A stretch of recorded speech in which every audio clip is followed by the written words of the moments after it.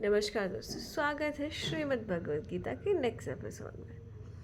हम भगवत प्राप्ति का जो तरीका है वो हमें श्री कृष्ण जी बता रहे हैं और हम सीख रहे हैं। चलिए शुरू करते हैं। मनुष्य को चाहिए कि परम पुरुष का ध्यान सर्वज्ञ, पुरातन, नियंता, लघुतम से भी लघुतर, प्रत्येक का पालन करता, समस्त भौतिक बुद्धि से परे, अचिंत्य तथा नित्य पुरुष के रूप में करे। वे सूर्य की भांति तेजवान है और इस भौतिक प्रकृति से परे दिव्य रूप है। तो मनुष्य को चाहिए, हमें क्या चाहिए, हमें क्या करना चाहिए? नित्य पुरुष के रूप में और बहुत सारी चीज़ों के रूप में हमें ईश्वर का ध्यान करना चाहिए। क्या है? सर्वज्ञ है, सब जगह है। अगर हम इस चीज़ का ध्यान करने लगे कि वो हर जगह है, तो सोचिए क्या हम कोई बुरा कार्य कर पाएंगे? नहीं। जैसे ही मैं चोरी करने लगूंगी, अरे भगवान देख रहा है, छोड़ो। अरे मैं बच्चों को डांट रही हूँ, पीट रही हूँ, भगवान देख रहा है, छोड़ो। अरे मैं उसकी चुगली कर रही हूँ, भगवान देख रहा है, नहीं। तो अगर हमने भगवान को हर जगह देख लिया, समझ लिया, उसके हर जगह जानकर उसका हमने विश्वास कर लिया कि वो हर जगह है और उस रूप में हमने उसको जान लिया, स्वीकार कर लिया, तो हम कोई भी कार्य बुरा नहीं कर पाएंगे और कभी भी अकेला महसूस नहीं करेंगे। आजकल ये अकेलापन की बहुत ज़्यादा बड़ी बीमारी चल पड़ी है। तो अगर आप ईश्वर की सर्वोच्च रूप में पूजा करेंगे या उसको मानेंगे, जानेंगे, भक्ति करेंगे, तो आप कभी भी अपने आप को अकेला महसूस नहीं करेंगे और सदा याद रखेंगे कि मेरे साथ ईश्वर है। फिर है पुरातन, कि वो सबसे पुराना है, वही है, बस उससे पुराना कुछ नहीं है। वो ही सबसे पहले था, वो ही हमेशा के लिए रहेगा। तो हमें किस चीज़ के ध्यान रखना है कि ईश्वर ही है हमेशा से, उसका एक गुण है। फिर है लघुतम से भी लघुतर, छोटे से भी छोटा है वो और बड़े से भी बड़ा है। प्रत्येक का पालन करता है। देखिए कितना सुंदर शब्द है, पालन करता। वो हम सबका पालन कर रहा है। कई बार जैसे अभी वॉर छिड़ा हुआ है ना, तो कितनी टेंशन हो जाती है, भगवान ये हम तो मर गए भाई, हम नहीं बच सकते। तो डोंट वरी, आपका पालन करता ईश्वर है। रचा है सृष्टि ने, रचा है सृष्टि को जिस प्रभु ने, वही सृष्टि चला रहे हैं। तो आपको चिंता करने की ज़रूरत नहीं है, ईश्वर इस सृष्टि को चला रहे हैं और वो ही इसका पालन कर रहे हैं। तो बस आपको ईश्वर के पथ पे चलना है। उन्होंने जो रास्ता हमें दिखाया है उस पर हमें चलना है और ईश्वर अपने आप संभाल लेंगे, क्योंकि वो हम सबके पालन करता है। समस्त भौतिक बुद्धि से परे है। जो ये भौतिकता है इन सब से परे हैं। वो चैतन्य है, क्योंकि जितनी भी भौतिक चीज़ें हैं सब निर्जीव है और वो सजीव है, वो सब जड़ है, राइट। और ईश्वर चैतन्य है। तो हमें उनका जो ध्यान है वो इस भौतिक बुद्धि से परे होकर ही हम उनका ध्यान कर सकते हैं। जब हम भौतिकता से दूर चले जाएंगे तो हम सारे दिन इस भौतिकता के बारे में बात करते रहते हैं। घर में क्या क्या चीज़ें लानी है, बाहर अरे पैसे कमा लो तो वो चीज़ आ जाती, वो चीज़ आ जाती, हम उसको वो दे सकते थे, ये दे सकते थे। मतलब हम और प्रॉपर्टी बढ़ाओ और फ्लैट लो और प्लाट खरीदो, वो सब चलता रहता है। तो जब हम इस भौतिकता से दूर चले जाएंगे तब हम उन चीज़ों को कर सकते हैं। फिर है अचिंत्य और नित्य पुरुष के रूप में करें, कि वो ही है हमेशा से। चिंत्य का मतलब है अकल्पनीय, हम उसकी कल्पना भी नहीं कर सकते हैं, इतना महान ईश्वर है। सोचिए आप, राइट। कैसे है वो अकल्पनीय। हम तो सोचते हैं कि भाई सिर्फ पृथ्वी है, फिर हमें ज्ञान हुआ कि नहीं और प्लैनेट्स भी हैं, फिर हमें ज्ञान हुआ कि ये जो सोलर सिस्टम है हमारा, और भी बहुत सारे सोलर सिस्टम हैं, हम एक गैलेक्सी में रहते हैं, हम एक ब्रह्मांड में रहते हैं, फिर हमें पता चला और भी ब्रह्मांड है, और भी बहुत सारे स्टार्स हैं, राइट। तो उसकी जो कल्पना है ना, हम कर ही नहीं सकते हैं। ईश्वर कितना बड़ा और कितना महान है, वो हमारी कल्पना से भी ऊपर है। तो उस अकल्पनीय ईश्वर की हम उपासना कर रहे हैं, तो उसे अकल्पनीय मानकर हमें उसकी उपासना करनी है, राइट। और नित्य है, वो हमेशा से है और हमेशा ही रहेगा। उस रूप में हमें ईश्वर की पूजा करनी है या ईश्वर को मानना। वे सूर्य की भांति तेजवान है और इस भौतिक प्रकृति से परे दिव्य रूप है। दिव्य रूप है वो, क्योंकि कोई चीज़ जब दिव्य हो जाती है ना, तो उसमें से सारी अशुद्धियाँ ख़त्म हो जाती हैं। मतलब वो दिव्य है तो मतलब वो बहुत ही पवित्र है। पवित्रम जो मतलब हाईएस्ट डिग्री है ना वो पवित्रता की, वो है वो। तो और सूर्य की भांति तेजवान भी है।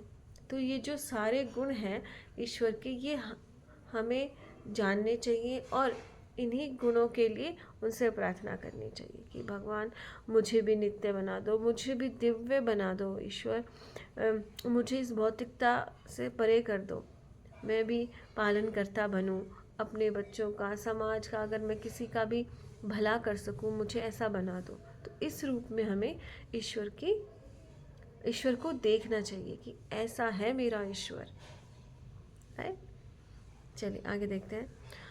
मृत्यु के समय जो व्यक्ति अपने प्राणों को भों के मध्य स्थिर कर लेता है यहाँ पर, और योग शक्ति के द्वारा अविचलित मन से पूर्ण भक्ति के साथ परमेश्वर के स्मरण में अपने को लगाता है, वह निश्चित रूप से भगवान को प्राप्त करता है। तो अब मृत्यु के समय तो बोल दिया कि अपने भों के यहाँ पर ये जो आज्ञा चक्र है इस पर अपने मन को लगाना है, राइट। तो अपने प्राणों को स्थिर करना है, तो उसकी एकदम प्रैक्टिस तो नहीं होगी, उसकी प्रैक्टिस हमें करनी पड़ेगी। तो जब हम जी रहे हैं या हम योग कर रहे हैं, मेडिटेशन कर रहे हैं, तो अपना जो सारा फोकस हमें आज्ञा चक्र पर लगाना है। तो अगर हम ऐसा करेंगे और अविचलित मन से, ऑब्वियसली जब हम मेडिटेशन करेंगे तो हमारा मन एकाग्रित होगा ना, इधर उधर नहीं भटकेगा। जब हम मेडिटेशन कर रहे हैं, जब हम उसकी प्रैक्टिस कर लेते हैं, तो उसकी अगर हम प्रैक्टिस करते हैं तो निश्चित रूप से हम भगवान को प्राप्त कर रहे हैं। अब जब हमें प्रैक्टिस हो जाएगी तो मरते वक्त भी हम वही करेंगे ना कि हाँ भाई इसके तो प्राण है जो आज्ञा चक्र से निकले हैं, या इसके प्राण आज्ञा चक्र में इकट्ठे होकर आँखों से निकले हैं। तो वो अगर उन्होंने यहाँ पे बताया है तो हमें यहाँ पर अपने प्राणों को इकट्ठा करना चाहिए और उसकी प्रैक्टिस पहले से ही शुरू कर दीजिए, राइट। आगे देखते हैं। जो वेदों के ज्ञाता हैं, जो ओमकार का उच्चारण करते हैं और जो संन्यास आश्रम के बड़े बड़े मुनि हैं, वे ब्रह्म में प्रवेश करते हैं। ऐसी सिद्धि की इच्छा करने वाले ब्रह्मचर्य व्रत का अभ्यास करते हैं। अब मैं तुम्हें वह विधि बताऊंगा जिससे कोई भी व्यक्ति मुक्ति लाभ कर सकता है। आगे विधि बता रहे हैं। तो इसमें क्या बोला है, जो वेदों के ज्ञाता है। वेदों के ज्ञाता होने के लिए आपको पहले थोड़ी सी संस्कृत जाननी चाहिए। अगर नहीं जाननी है तो सिर्फ हिंदी में अनुवाद पढ़ लीजिए, कुछ तो समझ आएगा।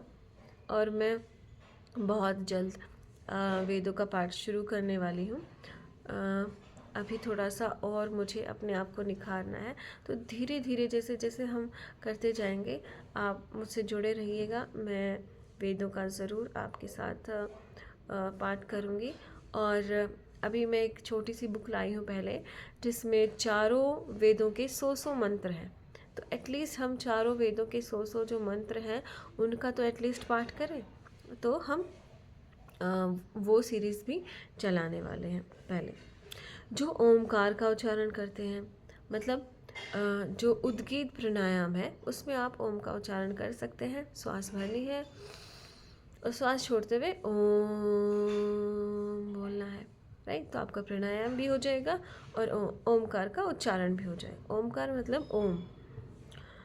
और जो संन्यास आश्रम में बड़े बड़े मुनि हैं, अभी देखिए संन्यास आश्रम हमारे बोला जाता है कि 75 की उम्र के बाद लेना चाहिए, या फिर कभी भी आपके मन में वैराग्य उत्पन्न हो जाए तो आपको संन्यास ले लेना चाहिए। कि जो बड़े बड़े मुनि हैं वे ब्रह्म में प्रवेश करते हैं। तो मतलब ब्रह्म में कौन कौन प्रवेश कर रहा है? जो वेदों को जानता है और जान के उन्हें अपने जीवन में अप्लाई करता है। फिर जो ओम का उच्चारण करता है, सिंपल है ओम का। और जो संन्यास आश्रम में जाकर बड़े बड़े मुनि बन जाते हैं, वो सब ब्रह्म में प्रवेश कर सकते हैं। तो अगर आप गृहस्थ हैं, आप नॉर्मल इंसान हैं, तो ओम का उच्चारण आपके लिए बेस्ट है। ऐसी सिद्धि की इच्छा करने वाले ब्रह्मचर्य व्रत का अभ्यास करते हैं। तो अगर आपको ब्रह्म में जाना है, सिद्धि चाहिए, तो सबसे पहले आपको ब्रह्मचर्य व्रत का अभ्यास करना पड़ेगा। ब्रह्मचर्य क्या है? ब्रह्मचर्य मतलब ईश्वर के साथ रहना। जब आप ईश्वर के साथ रहेंगे तो ऑब्वियसली आप कोई भी बुरा कार्य नहीं करेंगे, ईश्वर के पथ पर चलेंगे। और अपना जो विरय है, जो हम चीज़ें खाते हैं, वो पहले रस बनता है, फिर खून बनता है, और ऐसे करके 7 धातुएं बनती हैं। जो लास्ट धातु है वो होती है वीर्य। उसकी हमें रक्षा करनी पड़ती है। मतलब जो फिज़िकल इंटीमेसी है कपल्स के बीच में, वो हमें नहीं करनी है। आप संतान पैदा करने के लिए उस चीज़ को करें और उसके बाद उसे ना करें। वेदों में तो ऐसा भी लिखा गया है कि भाई उस चीज़ को, बच्चों के अलावा अगर आप उस चीज़ का प्रयोग कर रहे हैं अपनी संतुष्टि के लिए, तो उसका बहुत बड़ा पाप आपको लगता है। आपका शरीर तो खराब होता ही होता है उससे, लेकिन आपको पाप भी लगता है। तो ब्रह्म के साथ रहना है तो वो सब चीज़ें आपको छोड़नी पड़ेगी, उसका अभ्यास आपको करना पड़ेगा। अब मैं तुम्हें वह विधि बताऊंगा जिससे कोई भी व्यक्ति मुक्ति लाभ कर सकता है। आगे बता रहे हैं, देखते हैं आगे। समस्त इंद्रिय क्रियाओं से विरक्त को योग की स्थिति, योग धारणा कहा जाता है। इंद्रियों के समस्त द्वारों को बंद करके तथा मन को हृदय में तथा प्राणवायु को सिर पर केंद्रित करके मनुष्य अपने योग में स्थापित करता है। देखिए अब हमें सहस्रार चक्र है ना, जो सहस्रार चक्र, उसके बारे में बता दिया गया, जो कि वो हमारी छोटी होती है ना, वहाँ पर होता है। तो आप कई बार अगर आपको ये चक्र कितना इम्पोर्टेंट है वो आपको अगर गेस करना है या फिर उसके बारे में जानना है, तो आप सिर में मालिश कीजिए। आप सिर में मालिश कर रहे हैं हर जगह, चोटी को छोड़कर, जो हमारा ये चक्र है उसको छोड़कर आप मालिश कर रहे हैं, तो आपको अच्छा फील होगा। लेकिन जैसे आप चोटी में करते हो तो आपको जो फील ऑफ रिलैक्सेशन है वो डबल हो जाता है। तो उस चक्कर का इतना महत्वपूर्ण है, वो जो जगह है वो बहुत ही ज़्यादा इम्पोर्टेंट होती है। तो अब इन्होंने क्या कह दिया श्री कृष्ण ने कि समस्त इंद्रिय क्रियाओं से विरक्त होकर योग की स्थिति योग धारणा कहा जाता है। मतलब विरक्त हो जाना, इंद्रियों से उनको अपने वश में कर लेना, तो योग की स्थिति आ जाती है। आपने कई बार देखा होगा, जब भी आप योग करने बैठते हो तो आपको अपनी समस्त इंद्रियों को कंट्रोल में करना पड़ता है, शांत होना पड़ता है आपको योग करने के लिए।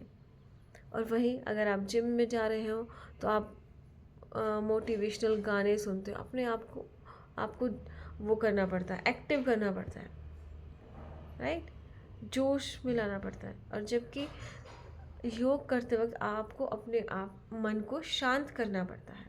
तो अगर आपको योग धारणा में जाना है, देखिए जो अष्टांग योग है ना, उसका ध्यान के बाद धारणा आती है। धारणा मतलब किसी भी चीज़ के प्रति आपका जो विश्वास है वो बहुत ही स्ट्रॉन्ग हो गया है। भाई मेरी धारणा तो ये है, किसी किसी की धारणा हो जाती है कि जिम इज़ बेटर देन योग। अब मेरी ये धारणा है कि योग is better than gym, right. तो ऐसे आपकी जो धारणा है, किसी भी चीज़ पर विश्वास होना, कड़ा विश्वास होना धारणा है।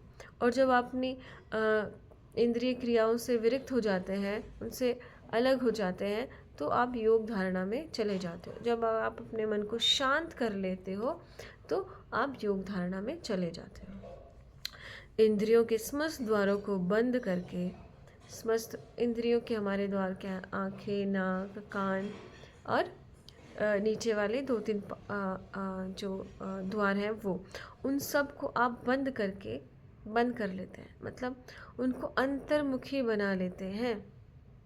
आंखें बंद करना, मुंह बंद कर लिया, जो श्वास है उसको अंदर ही रोक लिया, राइट।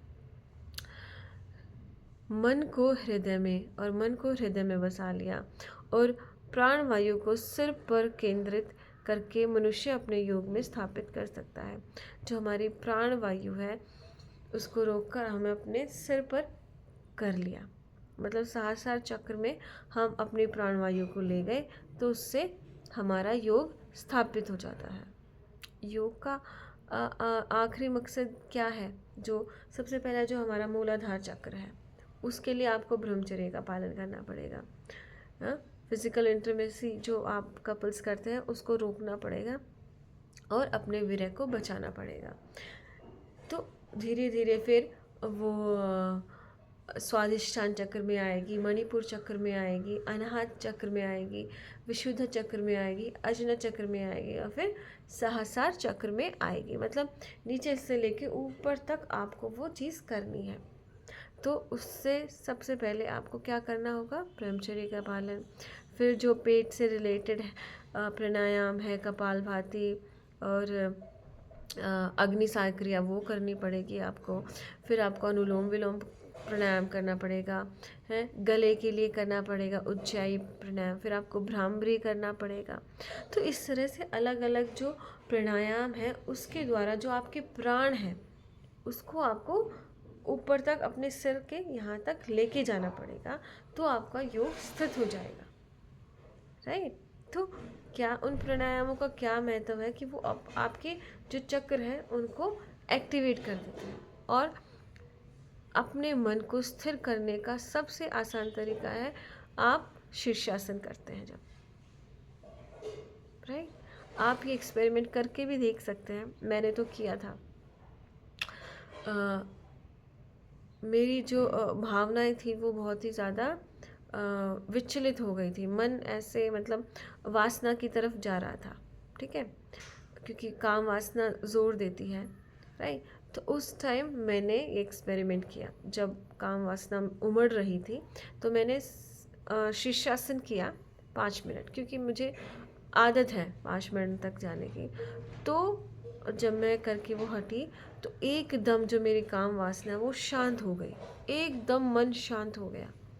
तो जो वो एनर्जी थी वो सहस्रार चक्र तक पहुंच जाती है। तो ये एक्सपेरिमेंट तो मैंने खुद करके देख रखा है, आप भी कीजिए, राइट।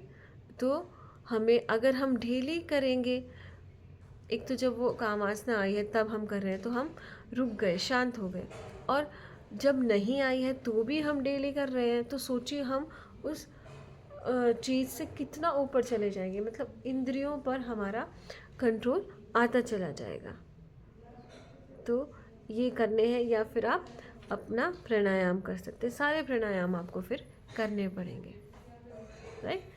पेट से लेके पूरा आँखों तक, सिर तक, राइट। तो आपका योग स्थित हो जाएगा। उसके बाद देखते हैं, इस योगाभ्यास में स्थित होकर तथा अक्षरों के परम संयोग यानी ओमकार का उच्चारण करते हुए यदि कोई भगवान का चिंतन करता है और अपने शरीर का त्याग करता है तो वह निश्चित रूप से आध्यात्मिक लोकों को जाता है। देखिए, अब इन्होंने क्या है, अपने प्राणों का त्याग कर रहा है। त्याग करना मतलब उसके पास वो पावर है कि वो अपने प्राणों को त्याग सकता है। इच्छा मृत्यु जैसा ही आप इस चीज़ को लगा लीजिए। नहीं तो जो नॉर्मल इंसान है वो तो बाट देखते रहते हैं, खुद ही प्राण निकलेंगे, खुद ही प्राण निकलेंगे। और एक योगी क्या है, वो अपने प्राण खुद निकाल सकता है। तो उसके लिए आपको योग में सिद्धि प्राप्त करनी पड़ेगी। जैसे ऋषि दयानंद ने अपने प्राण निकाले थे, स्वामी विवेकानंद ने भी अपने प्राण निकाल दिए थे, त्याग दिए थे। क्यों? क्योंकि वो योग करते थे बहुत ज़्यादा। तो इसमें क्या बताया गया, यही बताया गया है कि इस योगाभ्यास में स्थित होकर तथा अक्षरों के परम संयोग यानी ओमकार, अक्षरों के परम संयोग मतलब जो ओमकार है ना, जो ओम है, अंकी बिंदी ऊ, फिर उसमें बड़ा ऊ, तो वो जो अक्षरों का परम संयोग है, मतलब ये जो अक्षर है ये सबसे ज़्यादा पावरफुल है। संयोग मतलब मिला हुआ ना, बहुत सारे 3 अक्षर है ना ओमकार में, वो तीनों ऐसे मिले हुए हैं, वो परम संयोग है, उससे ज़्यादा बड़ा संयोग नहीं हो सकता। तो उस ओमकार का उच्चारण करते हुए, उसका उच्चारण करते हुए हम, यदि कोई भगवान का चिंतन करता है, तो जैसे आप उद्गीत प्राणायाम करेंगे हर रोज़, ओम का उच्चारण करते और ईश्वर का ध्यान करेंगे, तो अपने शरीर का त्याग हम कर सकते हैं। मतलब हम इतनी प्रैक्टिस हमें करनी पड़ेगी, तो हम शरीर का त्याग कर देते हैं, तो वह निश्चित रूप से आध्यात्मिक लोकों को जाता है, तो निश्चित रूप से हमें मुक्ति मिल जाती है। तो कितना इजी वे हमें बता दिया है ईश्वर ने, श्री कृष्ण ने, कि आपको ईश्वर को पाना है तो आपको योग की प्रैक्टिस करनी है सिर्फ। और जब आप उसकी प्रैक्टिस करेंगे तो आपकी इंद्रियां खुद कंट्रोल में आने लग जाएंगी।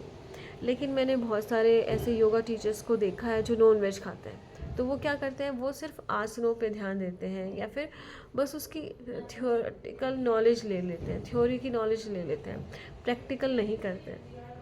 क्योंकि मेरा ऐसा मानना है, अगर आप रोज़ प्राणायाम करते हैं, शीर्षासन करते हैं, तो आपका मन इतना सात्विक हो जाता है कि आप नॉन वेज खा ही नहीं सकते।